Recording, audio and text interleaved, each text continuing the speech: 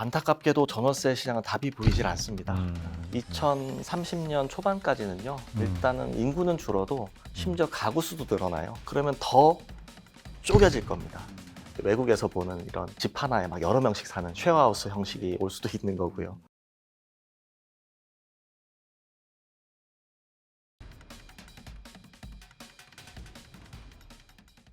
안녕하세요. 지식이 되고 돈이 되는 시간 부동산 클래스의 정정입니다. 자, 오늘은 달천 정민우 대표님을 모시고요. 최근 부동산 시장의 흐름부터 정책 변수 그리고 지금 시장이 어떻게 흘러가고 있는지에 대해서 이야기 나눠보도록 하겠습니다. 대표님 어서 오세요. 네, 반갑습니다. 네, 아유. 자, 달천. 자, 달에 1,000씩 벌겠다는 거죠? 15년 전에 네. 제 그 목표였습니다. 예. 그럼 이미 이루셨을 것 같은데요? 예, 아무래도 전업으로 하다 보니까 한 5, 6년 하니까 되더라고요. 5, 6년. 그러면 누구나 평범한 사람도 5, 6년 하면 이게 달천 버는 건가요? 이제 지금은 또 이제 물가 수준이 그때와는 많이 달라졌긴 했으니까요. 예, 누구나 한 5, 6년 정도 뭐 자기 분야에서 바짝 하면 네. 뭐 그 정도는 충분히 이룰 수 있다고 생각합니다. 대표님은 뭐 경매 전문가시잖아요. 네네. 네. 요즘 시장에서 아파트를 낙찰을 받는다라고 하면 괜찮나요? 또 수익이 좀 나는 구조인가요? 그걸 좀 나눠 보셔야 될 것 같은데요. 크게 이제 부동산 시장을 이제 서울 수도권, 지방 광역시 이렇게 나눠 보면 서울 수도권은 사실 제가 예전부터 국민평형이라고 하죠. 2, 30평대는 경매로는 별로 먹을 게 없습니다라고 말씀을 드려왔어요. 그래서 그냥 그래도 한 5% 내외. 근데 5%도 사실 어떻게 보면 10억이 5%면 5천만 원이니까요. 그래도 괜찮은 수준인데 경매 장점이 또 토지 규제를 피할 수 있어요. 자금 조달 계획서 제출하지 않아도 되고 이런 게 있다 보니까 그냥 시세대로 받는 경우도 최근에 좀 보이고요. 다만 이거를 이제 광역시나 지방 쪽으로 내려가면 이 마진폭이 좀 커지는데요. 최근에 제 지인이 혹시 그 해운대 LCT라고 혹시 아시나요? 오, 굉장히 유명하잖아요. 유명하잖아요. 예. 그게 이제 2022년에 약 한 45억 정도 거래가 됐는데 최근 사건인데 23억대 낙찰이 됐어요. 아, 정말요? 네, 20억씩 싸게 네. 맞아요. 그래서 이걸 좀 나눠 보셔야 될 것 같아요. 서울 중소형 아파트는 금매가 수준과 큰 차이는 없다. 한 5% 내외로 싸게 받을 수 있다. 지방으로 내려갈수록 가액이 커질수록 싸게 받을 수 있는 확률은 높아진다. 이렇게 정리할 수 있겠습니다. 자, 대표님 일단 뭐 지금 현재 부동산 시장 분위기 어떻게 보고 계세요? 이제 거의 이제 세일 기간 막바지라고 저는 좀 말씀드리고 세기가 싶습니다. 막바지. 네, 약간 조정이 있는데 이제 금매가 이제 차츰 없어질 거다. 왜냐하면 어쨌든 일몰 기간이 이제 5월 9일이 거의 이제 한 달 정도, 한 달 조금 더 남았죠. 아시는 대로 이제 그동안 최근 1, 2년 사이에 많이 올랐던 지역들, 강남 3구를 비롯한 한강벨트 라인은 확실히 조정이 되고 있습니다. 왜냐하면 이제 급매물들이 기존보다 좀 많이 나오고 있는 이유가 1주택자분들도 조금씩 이제 던지고 계시는 분들이 있어요. 뭐 1주택자가요? 네, 그렇죠. 이제 그러니까 예를 들어서 은퇴를 앞두신 1주택자, 또 증여가 어려운 고령 1주택자 이런 분들 매물까지 나오면서 매물량이 좀 많이 늘어났고요.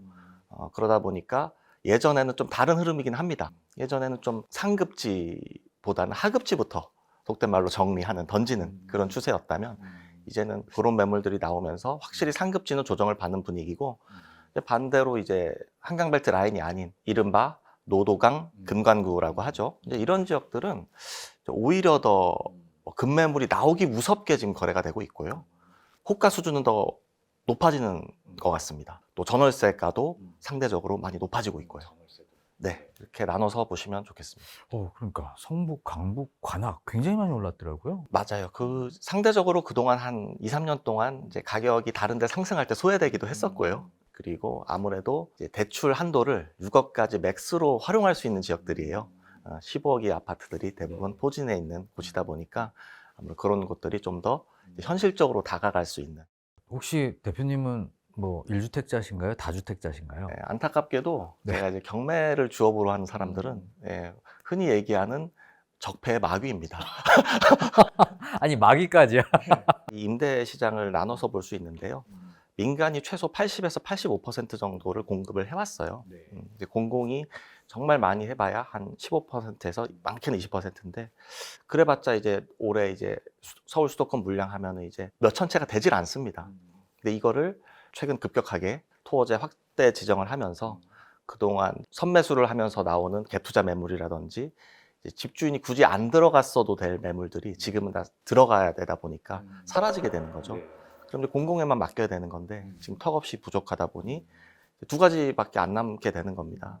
첫 번째로는 급지를 낮춰서 강제 매수를 하게 되는. 그래서 지금 노동강, 금감구 그쪽들이 상대적으로 풍선 효과로 가게 되고 그마저도 안 되면 경기 인천권으로 또 밀려나게 되고요. 그렇군요. 이게 뭐 다 윈윈하면 좋은데 이런 정책들이 시장을 또 교란하면서 예기치 못한 부작용들이 좀 일어나는 것 같아요. 자, 이런 정책이 만약에 좀 지속된다면 대표님이 보시기에 매매 시장, 그리고 전세 시장, 월세 시장, 자, 어떻게 갈 것 같으세요? 네, 이미 매매 시장은 많이 손바뀜이 되고 있고요. 예, 거의 손바뀜이 이제 얼추 다 된 것 같아요. 예, 이제 팔 분들은 다 판 것 같고요.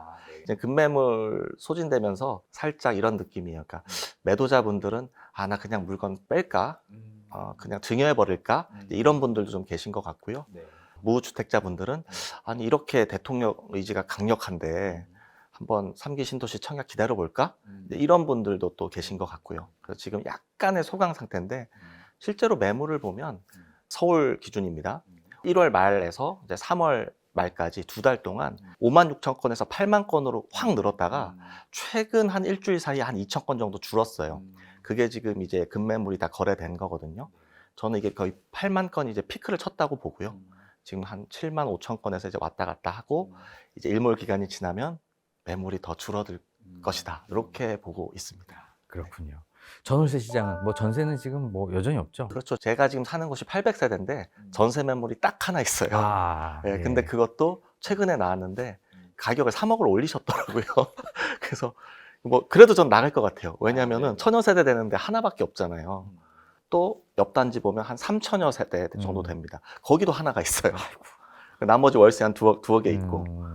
아, 좀 이러면 안 되는 거거든요, 이게. 그 예전에는 주택 가격이 뭐 올라가거나 아니면 청약이 좀 딜레이 되더라도 내가 임대 시장에서 좀 버틸 수 있는 그런 기간이 있었습니다. 사실 뭐 2년, 4년 정도 금세 가잖아요. 그러면 뭐 전세가 비슷한 수준이거나 뭐 월세도 그렇게 높지 않았어요. 근데 지금은 이런 대안조차 없어져 버리는 그런 상황이다 보니 참 아쉬움이 있고, 네, 그렇습니다. 전세가 우리나라만의 어떤 독특한, 어떻게 보면 좀 양질의 어떤 긍정적인 면도 있었는데 이걸 이제 없애는 방향으로 좀 가더니 진짜 없어지고 있어요. 이런 거예요. 이게 공급 절벽이 오게 되면 임대료 쇼크가 오게 돼요.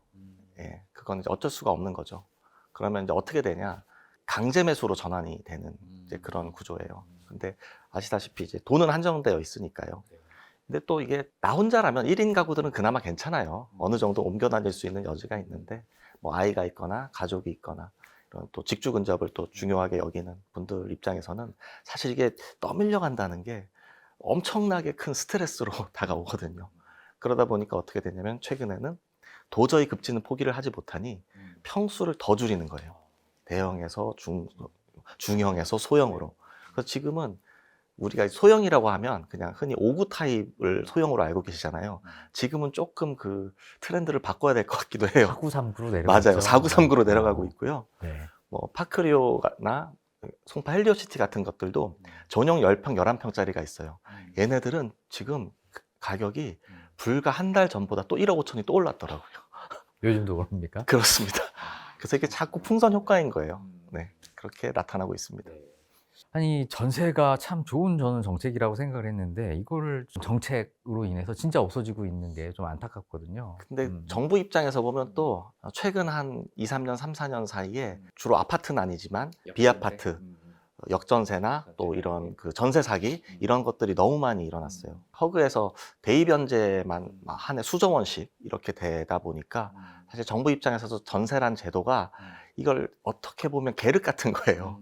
서민주거 안정 입장에서는 장려하는 게 맞으나 이게 너무 많은 사고가 터지고 세금이 투입돼야 되고 이런 것들이 있다 보니까 어떻게 보면은 이제 뭐 시대적 흐름인 것 같기도 하고요. 다만 이게 너무 좀 천천히 갔으면 좋겠는데 어떤 과도기가 너무 짧은 것 같아요. 갑자기 이렇게 사라져 버리다 보니까 좀 떠밀려가는 분들 입장에서는 이거 뭐지?